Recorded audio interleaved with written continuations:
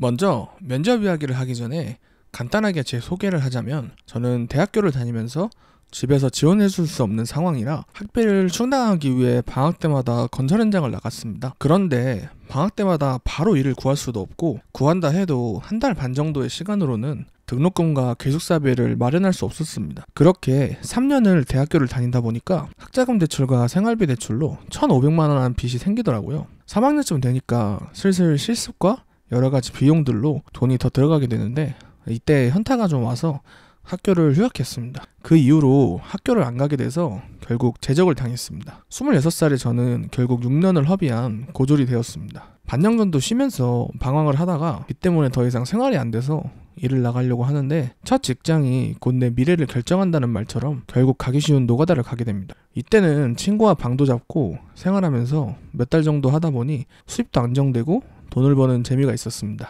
결국 빚도 다 갚고 통장에 여윳돈도 생겼습니다. 근데 나이에 안 맞게 큰 돈을 벌다 보니까 흥청망청 쓰게 되더라고요. 이때 사실 돈을 아끼면서 미래를 그렸으면 더 좋았을 텐데, 처음 벌어보는 큰 돈이라 생각이 많이 어렵습니다. 모바일 게임에 몇백만 원을 쓰기도 하고 배달도 많이 시켜먹고 돈을 막 썼죠. 그러다가 반도체 경기가 불황이 오고 수입이 줄어들기 시작하더니 일거리가 끊기고, 그제서야 나를 되돌아보니 내가 돈을 많이 번 게 아니고 학력도 기술도 없는 고졸이라는 걸 깨달았습니다. 그래서 뒤늦게 취업전선에 뛰어들게 되었고, 현재 경력과 상황을 대비해서 여러 곳에 이력서를 30개 정도 넣어보니까 3개 회사에서 연락이 와서 면접을 가봤습니다.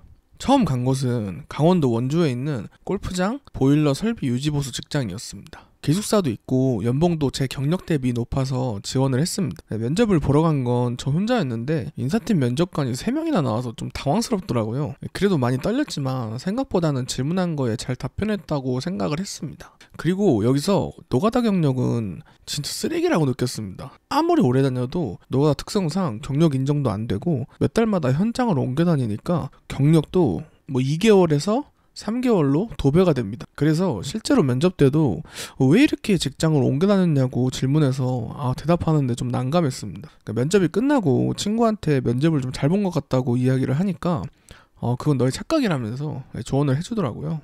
근데 그게 맞는 말이었습니다. 두 번째로 간 곳은 왕십리에 있는 복합시설 건물 시설관리였는데요.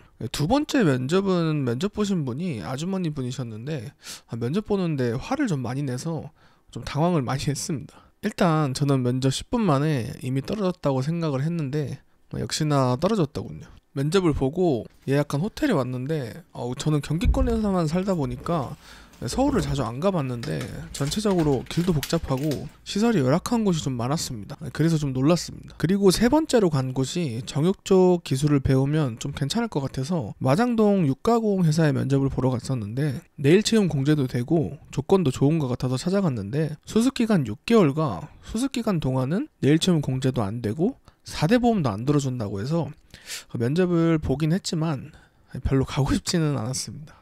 결과는 8월에 알려주신다고 했는데 그닥 기대는 안 되는 상황입니다. 이동기간 포함해서 4일 동안 면접을 보러 다녔는데 정말 제 자신이 한심해서 자존감도 많이 낮아지고, 뭔가 20대 후반인데 이뤄놓은 게 없는 것 같아서 참 착잡했습니다. 집에 돌아와서 이력서랑 자기소개서도 수정하고 면접 사진도 말끔하게 찍고 열심히 준비해서 다른 직장에 지원을 해놓으니까 또 운 좋게도 몇몇 곳에서 연락이 와서 다음 주에도 면접을 보러 갑니다. 이번 면접에서는 꼭 붙었으면 좋겠습니다.